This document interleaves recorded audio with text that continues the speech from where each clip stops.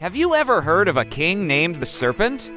It sounds like something straight out of a fantasy novel, right? But this was the real name of one of Egypt's earliest pharaohs, King Djet. His story takes us back almost 5,000 years to a time when the legendary kingdom of the Nile was just beginning. This is the era of the First Dynasty, a critical period right after the unification of Upper and Lower Egypt. It was a time of pioneers, of warrior kings laying the very groundwork for a civilization that would last for millennia. And in the middle of it all was Djet, a ruler whose legacy, though shrouded in the mists of time, was absolutely essential. So, who was this Serpent King? Djet was the fourth pharaoh of the First Dynasty, ruling around 2980 BC. His name, Djet, is often translated as serpent or cobra. Now, in ancient Egypt, the serpent wasn't a symbol of evil like we might think of it today. On the contrary, the cobra or uraeus was a powerful symbol of royalty, divinity, and protection. It was often depicted on the pharaoh's crown, ready to strike at any enemies. So, by taking this name, Djet was making a bold statement about his power and his divine right to rule.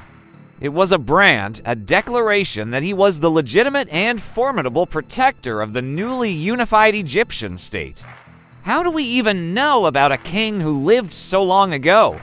The answer lies buried in the sands of Egypt. Archaeologists have unearthed numerous artifacts that bear his name. One of the most important types of evidence is seal impressions. These were small clay seals used to mark goods, jars, and documents, kind of like an official stamp of approval from the royal palace. Dozens of these impressions have been found from Saqqara to Abydos, showing Djet a rectangular frame containing the king's Horus name. Inside this frame, you see a serpent hieroglyph unmistakably identifying him. These seals are crucial because they show the reach of his administration. The fact that his official seal was found in so many different places tells us that he presided over a centralized government with a bureaucracy that managed the kingdom's resources. This wasn't just a loose collection of towns. It was a state in the making, and Djet was at its head. Beyond just seals, Djet's name appears on ivory labels and pottery fragments. These small items might seem insignificant, but they are like puzzle pieces that help us reconstruct the past. They tell us about trade, about the goods being produced and distributed, and about the administrative system that kept everything running. For a period with so few written records like the First Dynasty, every single artifact with a king's name on it is a treasure trove of information. It confirms his existence, his place in the dynastic line, and the geographic extent of his rule. These discoveries are what separate history from myth. Djet isn't just a name in a king list written down thousands of years later.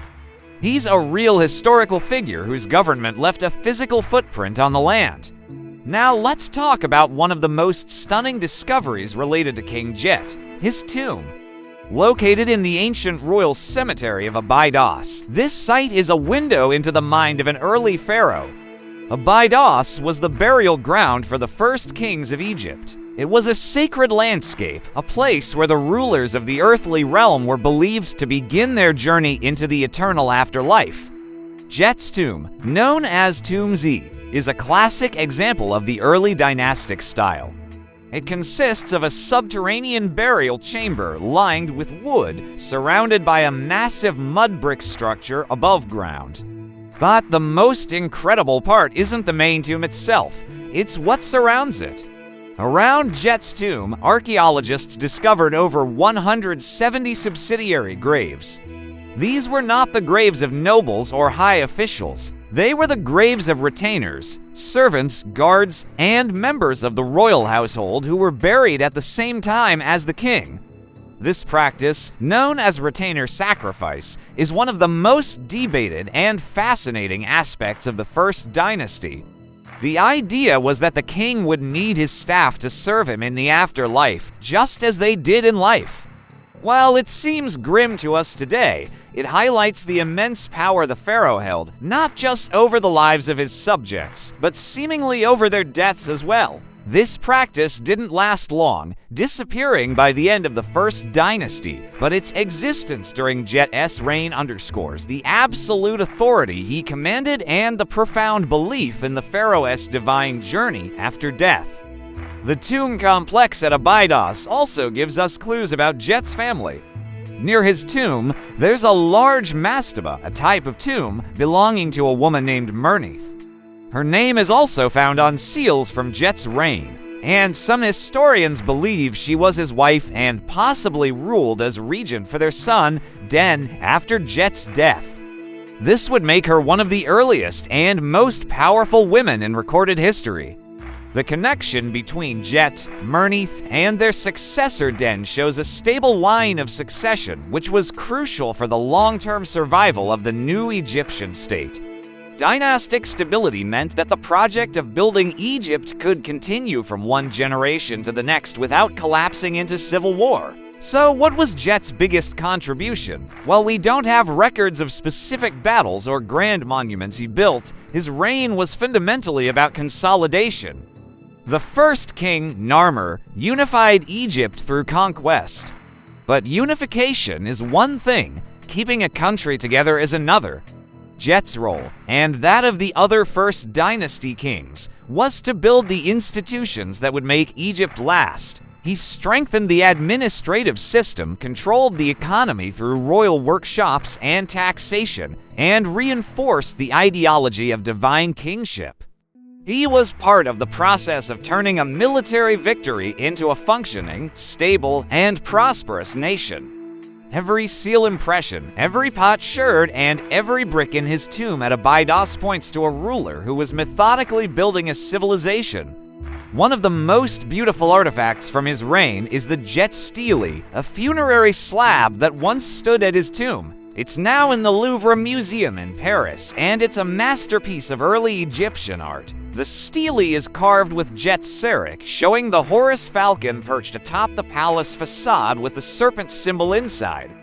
The carving is so elegant, so balanced and confident that it speaks volumes about the artistic and cultural development that was happening under his rule.